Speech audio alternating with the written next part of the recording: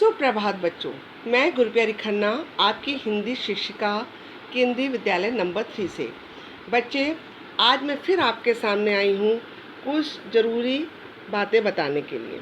बेटा, उस दिन हमने ऊँट चला कविता पढ़ी थी जिसमें मैंने आपको कविता को कंठस्थ करने के लिए कहा था। मुझे पूरी उम्मीद है मेरे बच्चों ने कर ली होगी और साथ ही जो उसके नीचे की एक्सरसाइजेस थी वो भी कर ली होंगी, क्योंकि बेटा उस एक्सरसाइज के अंदर केवल आपको अपने ही कल्पना शक्ति और अपने ही तर्क ज्ञान, अपने ही पूर्व ज्ञान के आधार पर आंसर देने हैं। उसमें आपको ना तो आपको अपने टीचर की मदद की ज़रूरत पड़नी चाहिए और ना ही मम्मी पापा की। जैसे पहला क्वेश्चन देखो बेटा, इसमें लिखा है ऊँट कितना ऊंचा होता है? तुम्हारी कक्षा की दीवार जितना, हाथी जितना, बिजली के खंभे जितना। अब आपको लिखना है कितना ऊंचा होता है। अब ये तो आप लिख लोगे सोच कर, है ना, इमेजिन करके। ऐसे नीचे देखो एक और क्वेश्चन बड़ा मज़ेदार है। बताओ ये सब क्या लेकर चलते हैं? हाथी क्या लेकर चलता है? टीचर क्या? अब आपसे पूछा टीचर क्या लेकर चलती है, तो इसमें टीचर तो कुछ नहीं लिखवाएगी ना। ये तो आप अपने टीचर को रोज़ क्लास में देखते हो, तो हर बच्चे का आंसर इसमें अलग हो सकता है। कोई बच्चा लिखेगा हमारी टीचर जो है चश्मा, पर्स और चौक लेकर चलती है। कोई लिखेगा डस्टर, चौक, पेन लेकर चलती है। तो इस तरह से आपके अलग अलग आंसर हो सकते हैं। पर बेटा, मेरा आज आपके सामने आने का मेन मकसद है कि मैं आपको पालतू और घरेलू जानवरों का अंतर बता सकूं। ये बेटा इतना छोटा अंतर है कि आप तो बहुत छोटे, बड़े बड़े बच्चों को भी नहीं पता होता इनका अंतर। उनके लिए पालतू जानवर और घरेलू जानवर एक होते हैं। हाँ, जंगली जानवर अलग होते हैं भाई।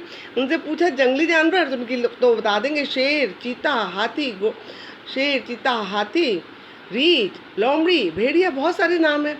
पर अगर उनसे पूछा जाए पालतू बताओ तो उनका एक ही सूची होगी। जैसे कह देंगे कुत्ता, बिल्ली, गाय, घोड़ा सब। फिर पूछा जाए घरेलू तो भी उनकी एक ही सूची होगी, गाय, घोड़ा, बिल्ली, कुत्ता। पर नहीं बेटा, इन दोनों में बहुत अंतर है जो मैं आज आपको बताना चाह रही हूँ। तो अब आप इसको बहुत ध्यान से सुनेंगे।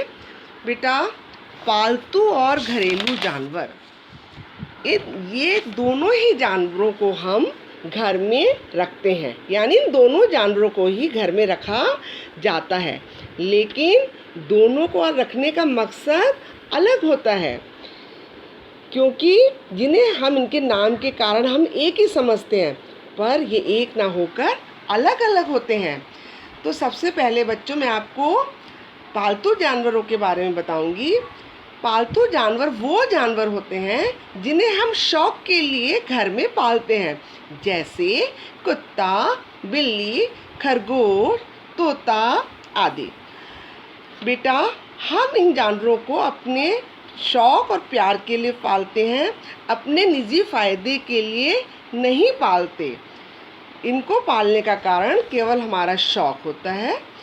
पर इसके विपरीत घरेलू जानवर, ये वो जानवर होते हैं जिन्हें लोग व्यापार, उत्पादन या अपने निजी फायदे के लिए पालते हैं, जैसे गाय, भैंस, बकरी, दूध के लिए, ठीक है, और भेड़ या ऊन के लिए।